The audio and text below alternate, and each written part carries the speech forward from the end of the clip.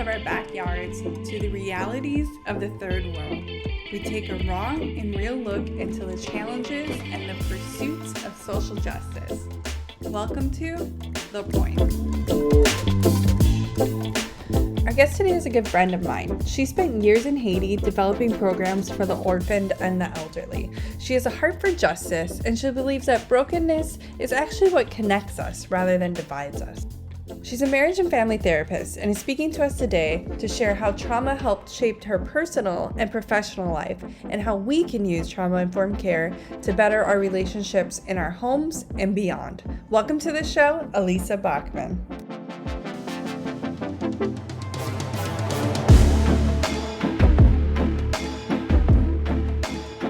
So welcome to the show, Elisa.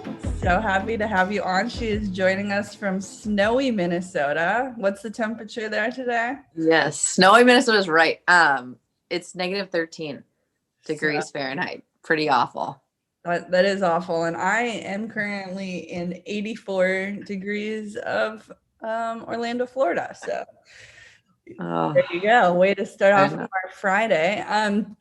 So Elisa, we would love to just hear a bit about your background and how you got started on this. I know that this is a trauma-informed care and even becoming a marriage and family therapist. This takes years of schooling, a lot of hard work, a lot of secondhand trauma, and really having to dive into these difficult topics. So yeah, give us a background about yourself and how this even came about. Yeah, for sure. Well, I appreciate just opening the place for trauma-informed care because I think a lot of people don't understand the importance of it. So I just appreciate the platform because I think we all need trauma-informed care. So my background, I grew up in the Midwest and am one of 5 biological children. And then I have 23 foster sisters. And so trauma was something that, my sisters, whether they experienced or my parents had experienced growing up, and then we all did, I guess. That was kind of where it started, was working within the foster care, or living, I should say, within the foster care system with my sisters. And then after college, I went and I moved to Haiti. And so there was a huge learning curve and just understanding the culture, understanding different people. And then I think one really big thing for myself is understanding my own weaknesses and areas of my own growth and improvement, and realizing that the brokenness that I thought I was coming into in Haiti was nothing in compared to my own personal brokenness. And so that was a big part. Getting started in marriage and family therapy, I actually was going to go to school, go to medical school. I was thinking about becoming a doctor. And so what happened was, instead, after college, I went to Haiti and I did an interview with a family in a tent city. And I just remember the argument. I remember the argument with the mom and the daughter was so similar to an argument I've had with my own mom that I thought, you know what, I think the mental health part of this, it doesn't have to just be in America. You can do mental health around the world. And so the importance of it is really what kind of started it for me. Yeah. And what originally brought you to Haiti? How did that happen? Yeah, that's a great question. So I have a very stubborn personality. And so I had a friend tell me in college that I couldn't finish a double major early. So I ended up doing it a semester early in chemistry and biology. And so I thought, you know what am I going to do with all this time now? My friends are still at school. What am I going to do? And so anyway, I heard about this trip to Haiti, a church I was going to at the time. They had 2 trips. One was to Haiti and one was to Nicaragua. And Haiti was $200 less. So I just felt like, that's it. God's telling me it must be that I need to go to Haiti. So that's the truth. What year was that? That was 2012. 2012. And so the big, to our listeners, the big earthquake that Haiti's known for is in 2010. Correct. Yep. Yeah. So you showed up about 2 years after that, and and it was with the organization called Healing Haiti. Is that correct? Correct. Yep. Correct. With Healing Haiti. And the ironic thing, actually the timeline is super helpful because the earthquake did happen in January of 2010. The fluctuation, though, of money that poured into Haiti post 2010 is unlike any other event. Any other, natural disaster never brought that much money in. And we could go into all that too, but a big part of the issue is, what do we do with this money? Who's in charge of it? What happens? And so trauma comes from not only the mental part of, hey, I went through an earthquake and people that were with me then are no longer with me. The other part of, hey, we got money, but we don't see it here. And so there's a lot of trauma from that event. And in 2012, I believe it was really the catalyst after, because we've had this money, we have people coming to the country. That's awesome that we have people, but are we getting to the core issue? And I think for me, the biggest thing with Haiti has been, I have learned so much. There's not, I don't think there'll ever be a day where I'll say, okay, I got it figured out. We finally healed Haiti. That's it. No, I think healing Haiti will always be ongoing verb, because it's impossible to get to a point.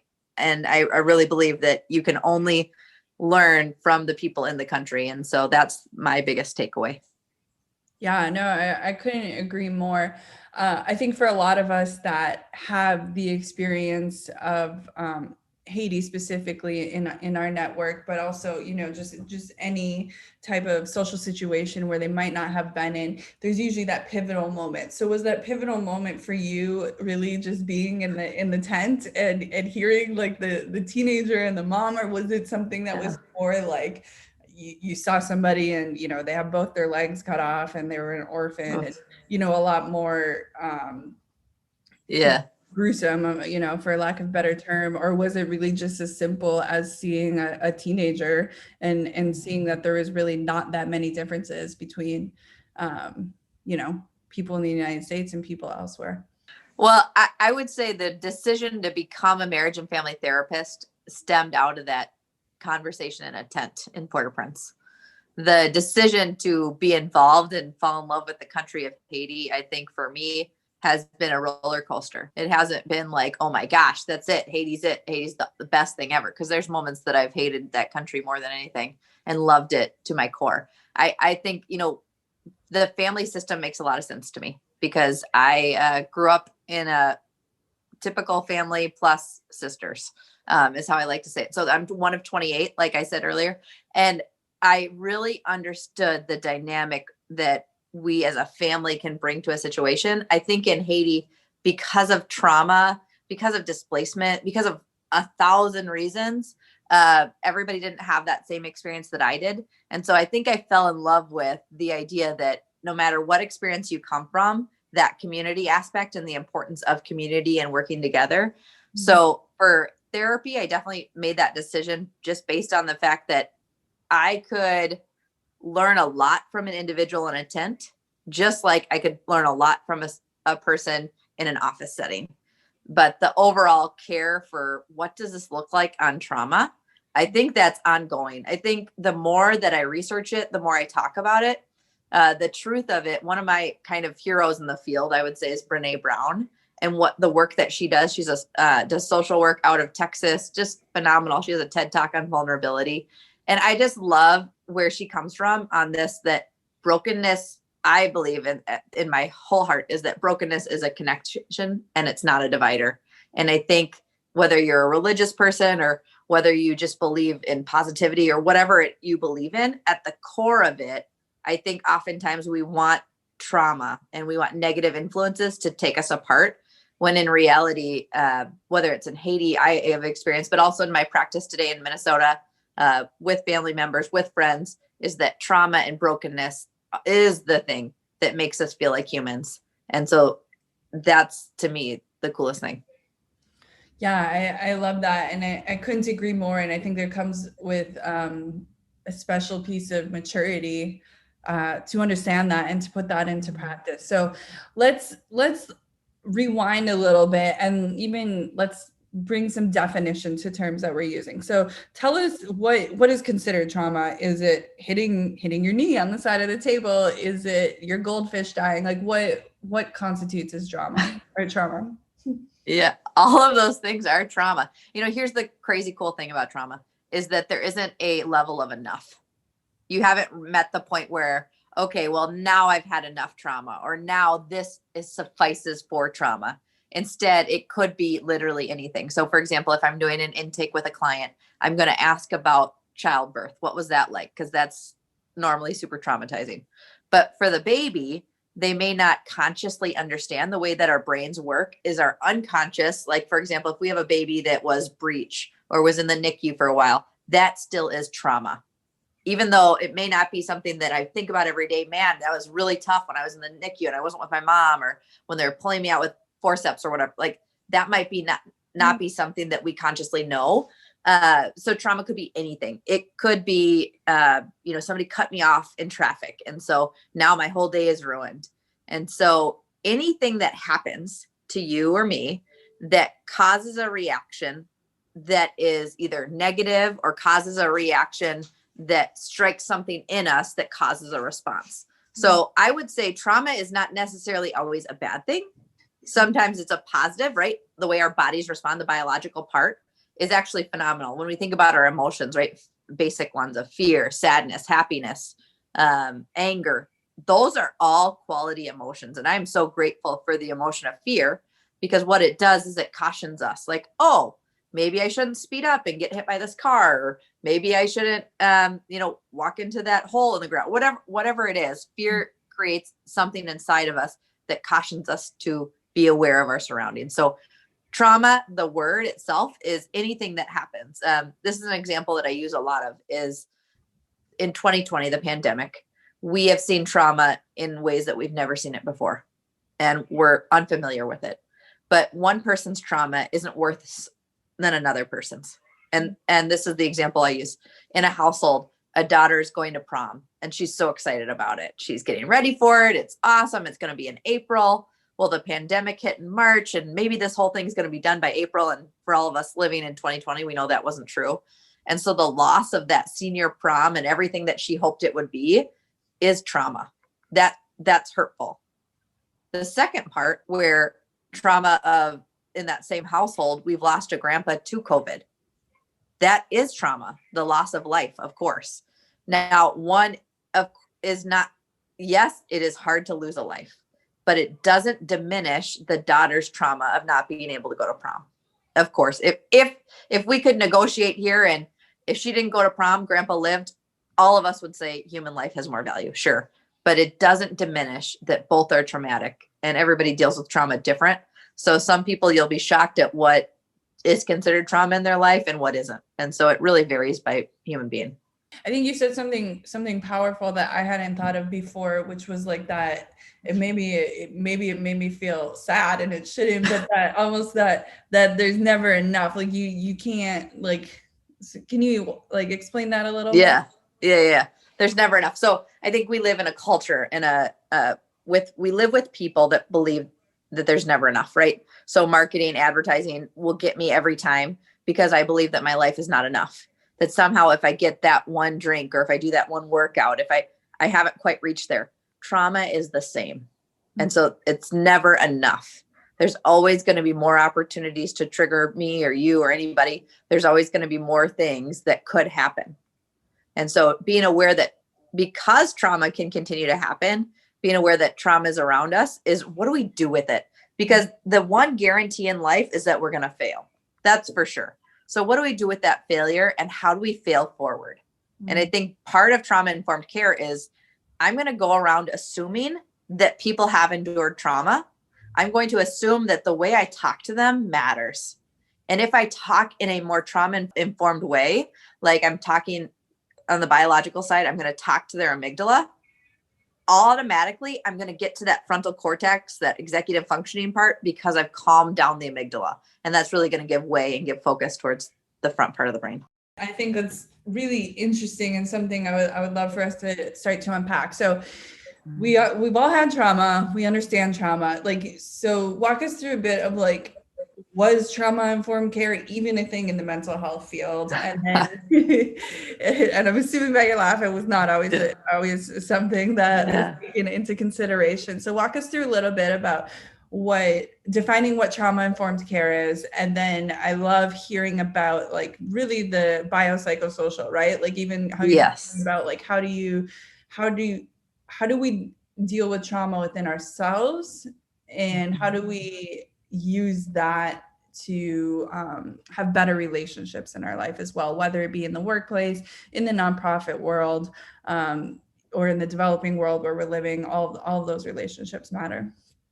Yeah, absolutely. That's a great question. So when I first started in 2012, to be honest, so I want to give a little more background too. So my parents own a counseling clinic in Minnesota. And my oldest brother's a psychiatrist. So the whole like mental health, and then my mom was involved in politics. So we all needed mental health care. So there's this sign of this idea. Yes. Has trauma informed care been talked about? It has, but it's always been talked about in really drastic situations. So like in Africa, where you have like the Lord's Resistance Army and you have little kids doing things they never should be doing, and rape trauma and domestic violence, and trauma informed care worked in those settings. So like more in group settings, and these are things we practiced in a counseling setting. But then what happened to our neighbor, or what happened to the person on the bus with us, or those weren't conversations going on. When I moved to Haiti in 2012, trauma-informed care was starting to be talked about a little more. I do want to give credit, Texas Christian University, they developed something called TBRI, which is Trust-Based Relational Intervention. And Dr. Karen Purvis, we got to meet with her in 2014 at Grace Village in Titanier.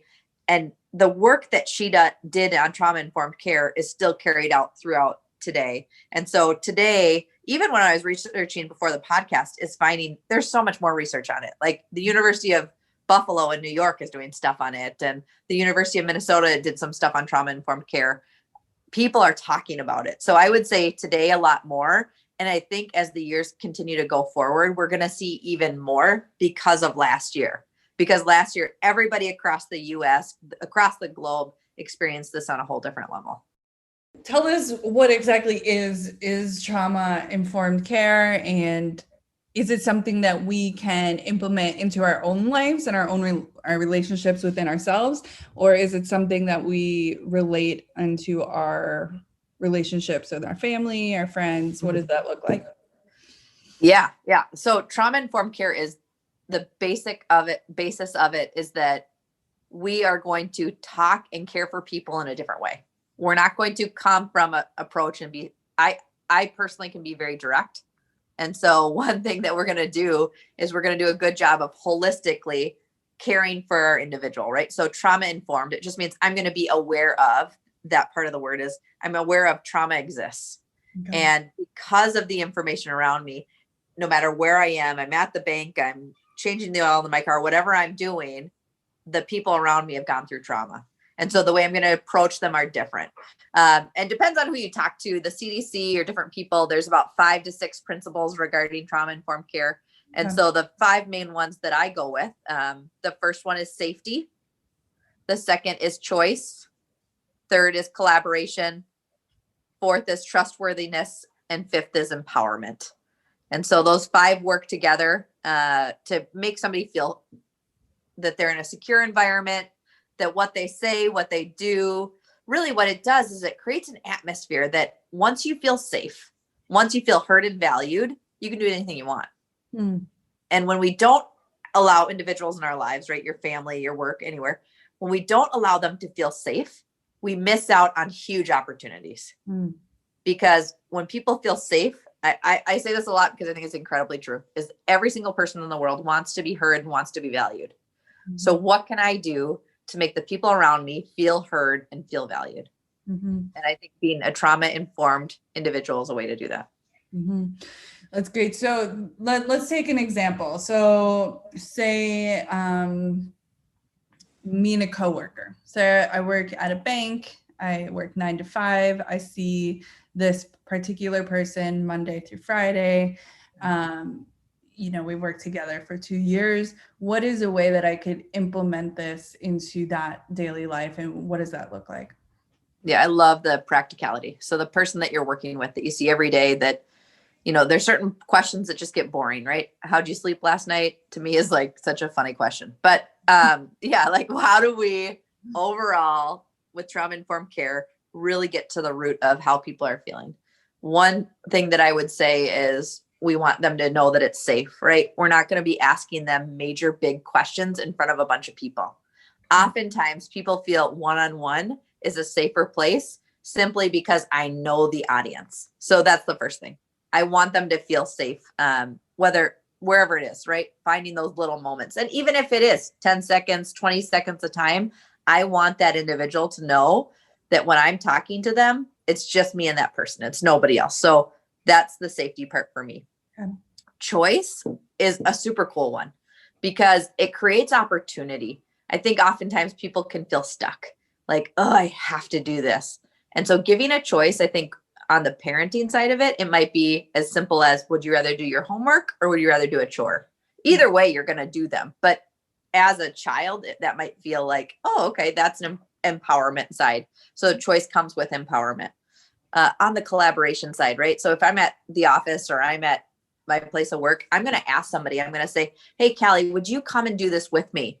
Right? It brings this person into it. If we use language that's positive, so when we talk about the amygdala, that biological aspect of it, we need to use calming terms, not like, hey, do this, or anything negative connotation is not going to make people feel like they can be collaborative with you. And we want people to be collaborative with us. And then that last part of trustworthiness. How can we make sure that people trust us? One is when people share their information with us, that's incredibly sacred. When I sit in on sessions, and I know if I do a sexual history with someone, I know that was extremely difficult. Oftentimes, the sexual histories are very taboo and they're not talked about. And so I cherish that information simply because I know that it came from a place in their heart and their life that was very tough. And so trustworthiness is a huge one with connection, is not to share people's information. I think gossip is a big problem. And so not to share people's information that they didn't give you the authorization to share. So trustworthiness is another kind of that bow at the end of, they're safe with me. That's not my information to share. And so that would be something I'd use at work. Yeah, that's really helpful. I feel like in order to implement these into our relationships, there's a certain responsibility we have to ourselves to become healthy ourselves before we can implement that. Is that true? And what does that look like? And what's your encouragement to people who have struggled through trauma, obviously through their life, and then especially through 2020? As a marriage and family therapist, right, I'm always going to tell you, go to therapy. That's like number one. But here's the thing, and I tell this to my clients a lot. I said, this is the thing that's going to put me out of business. And I would be thrilled to be put out of business because I've got other ideas of things I want to do in life. So this is what I would say a huge part of self-care, which when you're working in trauma informed, I'm going to encourage people to do this all the time. One is hydration, drinking lots and lots of water, because most people that have anxiety or depression, it's related to dehydration. No way. So yeah, it seems very simple. Yes, it is. It is. Yeah, good. I will drink water to that. But it's incredibly true. Our body is craving for it, right? That's the biological side of us, right? That we want to be able to stay hydrated, and it's going to affect every organ in our body. It's huge with our brain. So hydration is one. But then another part is making good choices, right? So when we eat quality food, we feel better. That's not a mistake. It's not just because there is something in direct effect of positive food, nutritious foods, things that are going to keep our minds and bodies going. With our bodies, also exercise. We want our bodies to get exercise. It's moving.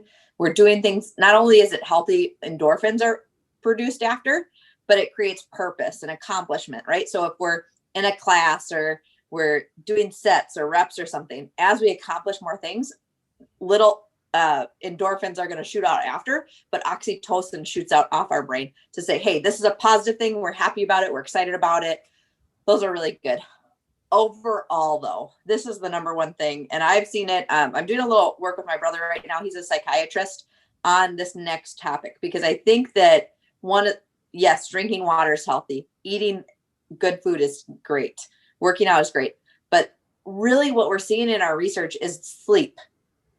Sleep is the number one. I don't know, if you can sleep 7 to 9 hours a night, you have a dramatically different life than someone who doesn't. Now we are going to see people, right? The anomaly that says, well, I can sleep 4 hours a night and I feel so awesome. Well, great, wonderful. But for the rest of us humans, if you can sleep 7 to 9 hours a night, you're going to see dramatic changes in your life, because literally what happens is your DNA shortens when you don't sleep that much. So we want to see sleep improvement, and you can see other. So overall self-care, I would say sleep, drinking lots of water. These are all physical things, right? I think the mental side is the positivity. What can we be positive, right? Not that false positive. Oh, everything's gonna be wonderful. It's not. But how can we stay positive in the things that we're doing, the people we're talking to? Maybe you need to get rid of people in your life that are selfish or self-absorbed or don't pour into your life, because staying with positive people that are moving you forward, that's where we're going to see real change in our lives. In the last few years, the topic of self-care has definitely become more common language. I know definitely for our parents' generation, it was something that was considered, almost lazy or selfish. But we also see, the mental health maybe of that generation might reflect some of that. So I love that those are all things that people can implement today, like eating healthy, drinking water. Wow, that's incredible. Finding ways to get better sleep, moving your body. So on the opposite side of that, what are some triggers that people can be aware of when they're either experiencing trauma or experiencing a trigger from trauma? So again, that piece of self-awareness. So say, for example, my dog got hit by a car, and passed away. And every time I walk out, go for a walk and I see a dog and there's a car at an intersection, maybe that's a trigger for me. Maybe I feel my heart rate rise or whatever. But if I'm not in tune with myself or in tune with my body, those are maybe things I don't realize. And when I get home, I yell at my husband or I yell at my kids because I might not have that self-awareness to be able to identify that was a trigger. So what are some things that, again, I really believe it's a form of self-care as well. How can we identify when we are experiencing either trauma or a trigger for the trauma? I am painfully self-aware of my own triggers. So, as I process things, I know the answer at the end of it, but it's not fun. I think one of the things I would kind of equate it to vulnerability. I think that vulnerability is incredibly tough, not always awesome, but the results are always true. Another kind of shout out to Brene Brown is this idea that vulnerability and courage have to exist with each other. There's no way that they can't. And when I am incredibly vulnerable with myself, when I'm incredibly vulnerable with other people, safe people, right? So if we're using trauma-informed care, they're already people I feel safe around. That information I share with them are not going to go anywhere whenever. It's not going to be used against me. That they're people that are trustworthy, empower me, give choices to me. In those situations where I can truly be vulnerable in a safe place, it's one of the most courageous things I can do. It's impossible. It's impossible to find a courageous situation where vulnerability didn't exist. And so I think on the mental health side of it, there's the physical aspect of the things that we can do, but the positivity part of it, and then truly being vulnerable. Like if I am truly vulnerable, if I tell people what's truly happening, not just the surface level, how was your day? How you feeling, right? Back in the day, it was like the Dr. Phil answer. If I really gave a truthful answer and said, you know what, here's a trigger, like you talked about, we don't know when triggers will happen. Sometimes they happen out of nowhere. For me, that's how I am. I don't, when really bad situations happen, my adrenaline shoots up. And in most cases, I just deal with it. There might be a little bit of shock for half a second, but then I keep going. It works well in my therapy, in the work that I do, because I'm going to hear a story from somebody and my reaction isn't to be like, oh my gosh, I can't believe that happened and you're crazy and all that. It's to process that information. And then sometimes later on, I deal with it in other ways. We're going to see some negative ones. Like one example you used was shouting at your kids, shouting at your husband. We would all agree those are not healthy. But I think some things that people do that are unhealthy would be drinking. I think drinking can very easily get turned into a coping mechanism where, hey, you know what? Drinking is a socially acceptable activity. We all do it, or at some point we enjoy it, and it's a great thing in moderation, right? If I'm going to the fridge to grab a beer because I feel like, man, I can't get through this day, is different than, hey, I'm having a good time, we're socializing, and that's where it comes from. So I think drinking is one. I do think, especially in this last year, I'm dealing with a lot of overeating. That's a big thing with clients right now, is overeating, because, hey, I work from home and my fridge is not far from me. So I continue, that's a comfort, right? I'm going to feel same thing, that oxytocin, it shoots up when I eat something. The problem is it comes down just as fast. Mm-hmm. And then the third one that I would say with trigger too is social media, right? Mm-hmm. So no matter who it is, whether it's an individual, let's say they're not happy, content with their life, whether they're, it's all, we can be we'll find a word for that, but not content in every aspect, right? Whether I'm single, whether I'm engaged, I'm married, widowed, divorced, I can be, right? We can be not content in any of those areas. So no matter what it is, I go to social media and I think that I'm going to feel good. Well, the truth of social media is that, yeah, it brings us up right away and we get super excited about it. But the problem is, as soon as we turn it off, we drop just as fast as we went up. And sometimes that drop is too much for people. So those would be, when we have triggers, those would be things that I would definitely acknowledge, as those would not be my first things. We naturally want to go to those things. We naturally want to drink. We naturally want to eat. We naturally want to go to social media. But what I would encourage people to do is go to the real thing, right? Mm-hmm. I'm going to talk it out with one of my close friends. I'm going to, whether on the physical side, maybe I'm going to go for a run because I got to process this information. Maybe I got to go draw. I've got to go paint. I have to go play with my dog. Like, there are so many other things I can do that are real and tangible before I go to some of these other things. Let's back up a little bit. Tell us more about the biological side of trauma. I really like it when rocket science is brought down to like a normal human level that we can all understand.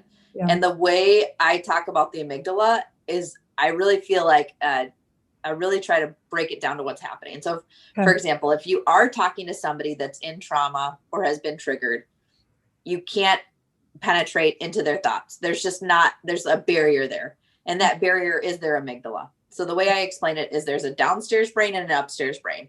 The downstairs brain, the amygdala, is literally on fire. So that means we're going into our fight, flight, or freeze mode. When your brain is on fire like that, you are not going to be able to calm it down by yelling at that person. You're not going to calm it down by drinking. You're not going to calm it down by whatever, put your vice in here. The only way you can truly calm down the amygdala is by empowering, connecting, using these words, these holistic approach to say, hey, I'm here with you. We're doing this together. That calms it down, so that fight, flight, or freeze are not the only option for that individual. Once I've calmed it down, then I have access to that frontal lobe, that executive functioning part of the brain. I can't get there unless I've first done the work on the bottom. So the way the brain is set up, I would absolutely say is incredible. I believe that there are amazing things. Our brain can be rewired. That would be also, I would add that encouragement, because it's true. Our brains can be rewired from trauma. Mm-hmm. It doesn't have to stay stuck. And so that's the beautiful thing. And I would say definitely, if you see somebody or you know somebody that, hey, it seems like they're getting triggered a lot, or some things are happening, be honest, be bold, tell them, hey, this is something I've noticed. And maybe there's a suggestion, whether, would you like to go on a walk sometime, or have you thought about therapy, or just encourage people. The last thing we want to do is not say something. So we always want to speak up. That's good. That's so good, because I feel like there's, especially, being from the Midwest, there's a piece of passive aggressiveness where we're almost taught just that feelings make people uncomfortable, and to talk about serious things make people uncomfortable, if not make ourselves uncomfortable as well. So that's really good, and also challenging advice to give, of saying, like, there's an elephant in the room. It's going to impact us regardless of if we address it or not. So why don't we just go ahead and address it and deal with it, so that when we are impacted by it, it can at least be in a healthy way that brings conclusion maybe to the situation. Oh, for sure. Yeah. Clarity is kindness. The kindest thing that we can do to our friends, to our coworkers, to anybody we're involved in, is be as clear as possible with them. Not try to hide it, not try to pretend like it's not there. Because guess what? If we're wrong, right? If we say, hey, you seem depressed, and they're like, I'm not depressed. Okay, that's over. But if I do address it and I say, hey, I just noticed you're kind of out of it a little bit, you might be the first person that tells them that. And they felt unseen, they didn't feel heard. And so because you said something, things can change. No matter what, clarity is kindness. And so I want to be as clear as possible. And that's going to be as kind as possible in any of my relationships. That's powerful. So thank you for all of that today. It's been incredibly helpful. I always love to end the session by asking, what is one thing, if listeners, are driving in their car and they spaced out for the last 40 minutes and they're only listening right now, what is, whether it be a personal story or, a piece of science, what's one thing you'd want listeners to take with them today? The one thing I believe in my whole heart, and I try to think of this whenever I talk to somebody, is when I talk to somebody, I want them to leave the conversation feeling better about themselves. And so as we talk to individuals throughout our day, whether we're getting gas, whether we're at work, whether we're talking to our kids, whatever it is, what value can I add to their life? And so when we are trauma informed, when we're aware of our surroundings, how can I be as kind as possible? How can I listen well to other people so that they leave the conversation feeling better than when they started it? I think if we can get more people around the world doing that, we're going to see change in big ways. Thank you so much for your time today. And if people want to get in touch with you, you give us the name of your counseling center. We are Counseling Care, and we're located in the Twin Cities in Minnesota, but we also do telehealth appointments. And so you can go to our website, counselingcare.us, and check us out on there. We have over 30 counselors that would love to work with you and help you out in any way we can. A special thank you again to Elisa Bachmann and the crew at Counseling Care for sharing that information with us today. As always, all relevant links will be in show notes at lapointefoundation.org. Be sure to follow us on Instagram and Facebook, and check out counselingcare.com. Until next time, keep on fighting for justice.